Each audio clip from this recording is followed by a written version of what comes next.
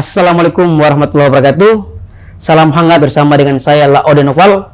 Hari ini kita akan mengulas dengan tuntas isu-isu aktual yang berkembang dalam dinamika ketatanegaraan Indonesia, yaitu berkaitan dengan hubungan Islam dan politik di mata milenial.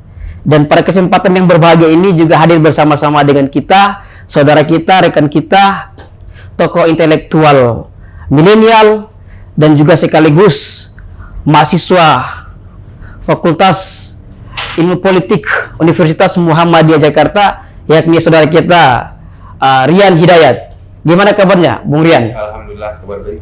Siap. Ya, langsung saja ada beberapa banyak hal yang kemudian akan saya coba kupas dari pikiran-pikiran terbaik dari saudara Rian yang juga merupakan tokoh intelektual milenial.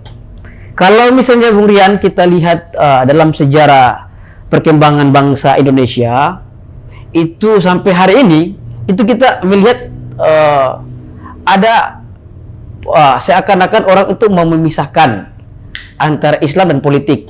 Kalau politik maka tidak boleh ada Islam di situ misalnya, gitu. Menurut Bung Rian dalam kacamata Bung Rian itu kira-kira seperti apa? Baik, terima kasih atas undangannya. Bismillahirrahmanirrahim. Assalamualaikum warahmatullahi wabarakatuh. Waalaikumsalam. Sebagaimana yang tadi disampaikan oleh Bung Moderator, bahwasanya tema yang kita angkat hari ini sangat menarik karena memang tema ini menjadi satu polemik besar dalam kehidupan berbangsa dan bernegara, khususnya dalam konteks Indonesia hari ini. Tentu sebagai intelektual, ya, kita melihat bahwasanya perannya Islam di dalam negara kesatuan Republik ini tentu tidak bisa kita pisahkan dengan kehidupan bangsa ataupun negara itu sendiri. Iya. Sebab kita tahu bahwasanya berdirinya sebuah bangsa ini tentu yang paling banyak kontribusinya adalah umat Islam. Jadi ketika hari ini ada opini ataupun mungkin cara pandang yang mencoba untuk memisahkan Islam dengan politik, saya pikir hal yang semacam itulah yang perlu kita sosialisasi dan memberikan edukasi kepada seluruh masyarakat ataupun para tokoh maupun generasi. Ya. Kurang lebih seperti itu. Iya, ada yang menarik sih. Tadi kalau Bung Rian tadi sampaikan bahwa berkembang opini-opini yang ingin membuat gerakan pemisahan antara Islam dan politik dalam fenomena kebangsaan hari ini, kemudian itu menjadi fakta. Saya pikir karena saudara Rian hari ini juga berkapasitas sebagai intelektual milenial yang notabene merupakan intelektual muda pastinya. Itu kira-kira bagaimana sih kedudukan posisi pemuda seperti Bung Rian ini dalam melihat secara objektivitas persoalan tersebut? Baik, mungkin saya ingin menyampaikan begini sebelumnya. Ketika kita berbicara tentang Islam dengan politik, yang paling penting adalah jangan jadikan Islam itu sebagai simbolis saja, tetapi jadikan Islam itu sebagai substansi daripada kehidupan berbangsa dan bernegara. Nah, ketika kita gaungkan bahwasanya Islam hanyalah sebagai simbolis, disitulah banyak manipulatif ataupun peran yang dimainkan oleh mereka yang mungkin mohon maaf anti dengan Islam itu sendiri. Ya. Nah, hal-hal yang semacam ini tentu menjadi PR bersama untuk kita. Sebentar Bung Rian, coba saya potong bentar ya. Jadi tadi ada yang sangat menarik tadi kata Bung Rian bahwa Islam jangan dijadikan sebagai simbol semata, ya. Islam jangan dijadikan sebagai simbol semata karena akan dimanfaatkan oleh orang-orang yang anti pada Islam. Nah, kalau kita hubungkan dengan fenomena hari ini misalnya, itu kita lihat bahwa kalau kita ngomong tentang masalah Islam, itu seakan-akan bahwa Islam itu hanya persoalan ritual atau ibadah kepada Tuhan. Nah, tapi kalau kita hubungkan dengan konteks Al-Quran misalnya ya, saya coba ambil kutip Al-Quran dikit kan. Dalam Al-Quran itu kan disebutkan bahwa ya ayyuhallazina amanu dkhulu fis silmi kafah, bahwa Islam itu adalah secara kafah, secara menyeluruh. Nah, kalau tadi Bung Rey sampaikan secara simbolis, ya ini berarti ada hubungannya ya dengan orang-orang yang memang anti pada Islam, sehingga mereka berupaya supaya Islam itu ibadah aja, tidak boleh yang lain-lainnya, padahal juga harus menyeluruh, kan ada politik. Betul. Dan lain-lain sebagainya. Bagaimana Bung Rian melihat persoalan, menanggapi tentang paradigma tersebut? Artinya begini Bung Noval, hari ini kita lihat bahwasanya dalam asumsi masyarakat Indonesia yang kemudian sudah menjadi satu familiar banget ya, bahwasanya Islam ini ketika dia hadir lalu kemudian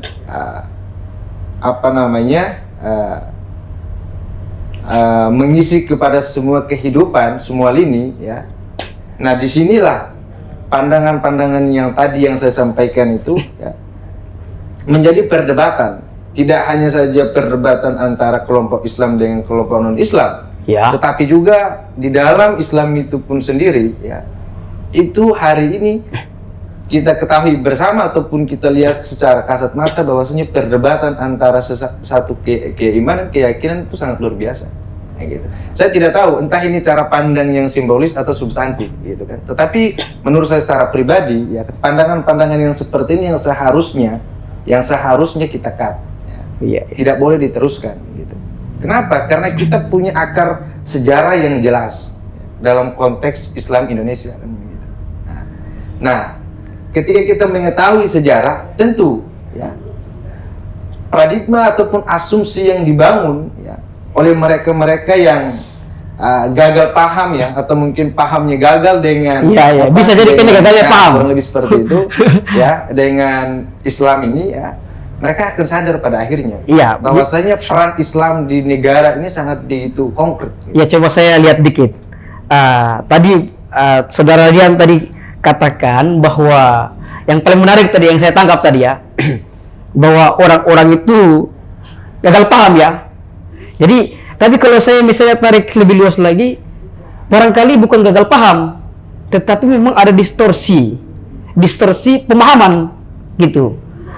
Jadi mereka sudah memahami betul, tetapi yang dipahami itu salah, akibatnya distorsi gitu kan. Nah, jadi kira-kira bagaimana sih pos pemuda seperti saudara Rian sebagai tokoh intelektual milenial mengisi ruang-ruang kosong itu? Betul. Kalau misalnya betul terjadi ada yang vakum, ada ruang hampa dalam opini publik, itu bagaimana mensiasati supaya orang-orang itu tidak menstigma Islam dengan politik gitu? Gimana Bung Rian? Ya.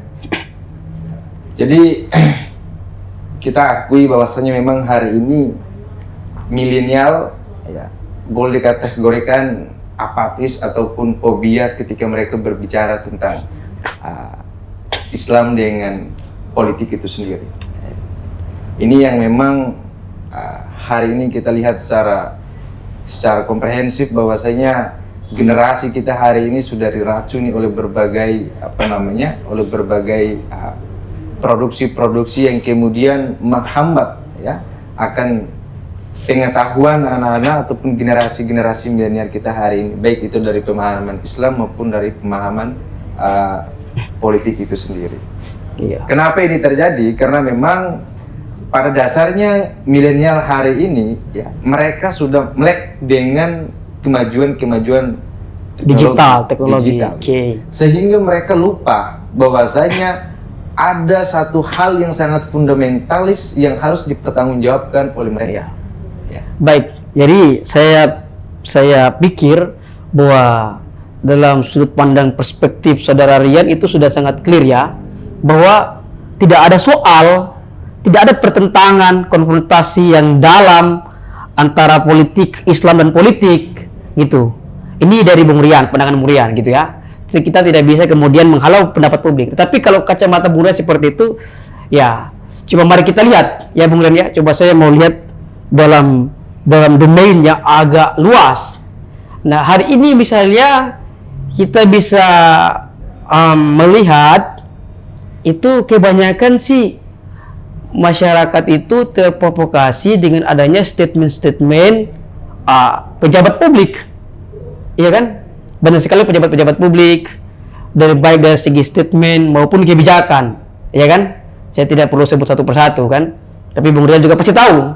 Nah, kira-kira bagaimana Bung Rian melihat hal ini, pejabat-pejabat publik yang yang mengeluarkan sebuah statement yang memang tendensius semacam mendiskreditkan Islam itu sendiri. Ya, baik, tentu hari ini saya pikir kan semua masyarakat Indonesia ya, sebagian yang mungkin ya apatis dengan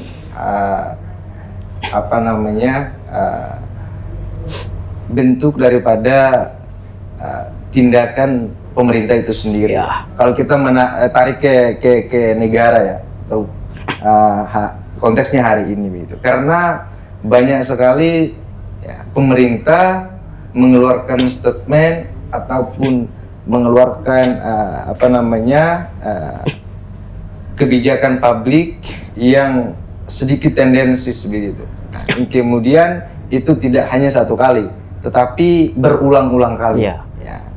Nah, tentu masyarakat pun dengan sendirinya sadar bahwasanya ketika satu kali ataupun dua kali, ya itu masih dimaklumi. Ya, saya ingat betul Saudara Rian, dulu misalnya ada statement yang betul-betul kalau saya sendiri sih melihatnya wah ini betul-betul tidak enak dalam mau dipandang, didengar dan seterusnya. Itu pejabat publik pernah mengatakan bahwa agama adalah musuh Pancasila. Ya. Ini kan saya pikir kalimat-kalimat yang betul-betul boleh dikata ini stigma. Betul. Nah, kalau misalnya mereka bilang agama itu tidak disebutkan agama yang mana misalnya kan, mereka lebih sebutnya secara universal. Tapi kan kita juga bisa menganalisis bahwa itu pasti kan di Indonesia kan ada berapa agama. Dan kalau kita melihat dalam tataran track record zaman hari ini, ya kita melihat itu kan kebanyakan itu kan semua mengarah berorientasi kepada Islam. Artinya opini yang dibangun itu sengaja untuk menyudutkan agama Islam itu sendiri. Betul. Nah, misalnya gitu kan. Nah, jadi yang menjadi PR kita menurut Bung Rian, kira-kira bagaimana bisa? Apa sih sebenarnya? Bagaimana bisa kita kemudian mengkanter pendapat-pendapat yang mengatakan agama itu adalah musuh Pancasila? Sementara tadi di awal Bung Rian telah merekonstruksi bahwa negara ini dibangun oleh kontribusi umat Islam. Bagaimana melihatnya? Ya, mungkin saya pikir asumsi ataupun dengan adanya tanggapan ataupun pernyataan dari pemerintah yang kemudian menjadi satu perdebatan publik ya, dan itu sangat luar biasa begitu ya. Tentu sebagai kapasitas kita sebagai pemuda ya, sudah saatnya kita memberikan satu alarm kepada semua masyarakat ya, baik itu masyarakat kota maupun masyarakat desa, karena memang kita akui bersama bahwasanya masyarakat hari ini khususnya umat Islam secara mayoritas bingung mereka mau kiblat kepada siapa. Nah, bingung mereka mau kiblat kepada siapa. Nah, inilah yang saya pikir kita betul-betul bagaimana supaya ada role model yang kemudian menjadi suri teladan. Ya, berarti Bung Rian kalau dilihat berarti disinilah betul-betul dibutuhkan anak-anak muda, anak-anak milenial untuk bersama-sama ya, untuk kita bersama-sama bagaimana membangun peradaban ini, terutama sesuai dengan cita-cita para founding fathers kita kan, yang ingin kemudian bangsa ini bisa bangsa yang menjadi bangsa yang beradab, bangsa yang memiliki menjunjung tinggi nilai etika, bangsa yang bisa baldatun thayyibatun walaupun kafur tentunya kan, itu yang memang menjadi orientasi substantif yang memang betul-betul harus dibangun. Dan ini kita membutuhkan pemuda ya, kalau kata Bung Rian kita membutuhkan peran serta pemuda ya, karena juga kan kita bisa melihat peristiwa tahun 28, tahun 45, tahun 98 itu kan semua dijebolkan oleh anak-anak muda. Muda, betul. Nah, jadi itu ya yang betul-betul diharapkan ya Bung Rian ya. Iya.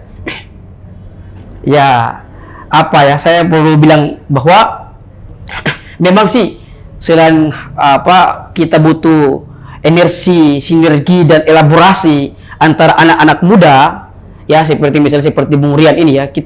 Saya cukup apa namanya, apresiasi melihat Bung Rian dengan sejuta konsep bahwa gagasan bahwa pemuda perlu bangkit ya. Namun kira-kira menurut Bung Rian,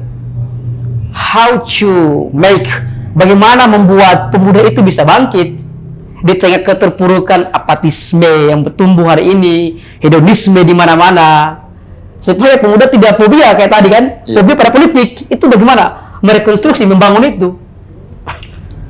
Tentu memang agak sedikit sulit, tetapi ketika dijalankan perlahan, insya Allah saya pikir tersampai. Iya. Memang hari ini kan sebenarnya kenapa teman-teman ataupun generasi-generasi milenial ya, mereka sangat antipati dengan politik ataupun yang bersifatnya sosial ya. Karena memang kurang lebih tadi di awal saya sudah sebut bahwasanya mereka sudah terhipnotis begitu dengan kemajuan. Namun ketika kita menyerah sampai di situ, ya saya pikir itu dosa kita bersama begitu. Tetapi langkah yang kita ambil adalah bagaimana peran pemuda hari ini yang sudah memiliki kesadaran bahwasanya kita punya tanggung jawab yang besar. Ya, saya pikir Bung Rian bahwa kesadaran itu dapat di-upgrade, atau kalau belum ada kesadaran, upgrade itu kan udah ada komponennya sejak awal. Tapi kalau belum ada sama sekali, maka kita perlu harus ada yang memantik. Nah, saya pikir Bung Rian punya tanggung jawab, dan juga barangkali saya juga ya, kita bersama-sama punya tanggung jawab. Tanggung jawab untuk bagaimana membangun peradaban anak-anak muda ini. Karena kan masa depan kan di tangan anak muda, kan begitu kan? Termasuk masa depan bangsa dan negara. Itu. Jadi kalau misalnya pemuda hari ini punya karakter, punya pikiran ideologis tentang konsep-konsep Islam, ya itu sebenarnya harus disupport ya.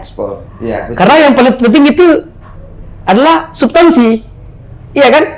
Lah kalau namanya banyak bagus, tapi kalau cuma kemasan, tetapi kosong substantif, ya itu kan juga persoalan. Ya, bagaimana Bung Rian melihat itu? Harus substantif ya? Harus substantif. Ya, berarti masalah-masalah Islam politik itu tidak usah diperdebatkan, ya. Tapi yang bagaimana adalah bagaimana kita mengisi pos-pos yang dibutuhkan, dalam artian bagaimana membangun Indonesia ini menjadi lebih baik lagi kan. Itu kita butuh sinergi, terutama Bung Rian juga sebagai intelektual muda yang concern dalam melihat isu-isu politik Islam, ya semestinya itu harus ada emansipasi, tidak boleh ada pengekangan kan terhadap politik dan Islam. Ya, politik harus berbarengan kan, begitu kan? Atau gimana? Coba dijelaskan. Ya, saya pikir satu syarat ya, yang kemudian bagaimana supaya pemuda ini membangun emosi yang cukup bersifatnya positif ya. Ya, kita yang sudah sadar inilah yang akan mendorong mereka dan mengajak mereka untuk berkolaborasi bareng. Kurang lebih seperti itu. Saya coba menyimpulkan bahwa ada hal-hal krusial dan elementer yang disampaikan oleh saudara kita Bung Rian ya tadi ya, bahwa Islam dan politik itu suatu dua kata yang tidak bisa dipisahkan, bahwa bangsa ini itu dibangun oleh politik, dan itu politik Islam pada porsi yang sangat besar gitu. Yang kedua, bahwa sebagai tokoh muda yang Bung Rian tadi ya sampaikan bahwa tokoh-tokoh muda hari ini perlu bangkit, sadar, dan mari bersama-sama untuk bersinergi, berelaborasi untuk membangun bangsa dan negara. Oke, bagi teman-teman, kawan-kawan dari berbagai latar belakang yang cukup sampai di sini pertemuan kita, yang hari ini kita telah mengupas dengan dalam, dengan tuntas isu politik Islam dan politik di mata milenial. Nantikan pertemuan kita di next pertemuan, dengan tentunya dengan topik-topik yang hangat, yang aktual, yang menarik untuk kita cerca, kita kaji secara tuntas dan menyeluruh. Ya, bagi teman-teman yang ingin bergabung bersama kami sebagai tokoh-tokoh muda, ya kami kemudian akan bisa menghubungi nomor kami yang akan tertera di bawah ini, 0813 4360 9762. Ya sekian, demikian. Bila bisa belakang, fastabikul khairat. Wassalamualaikum warahmatullahi wabarakatuh.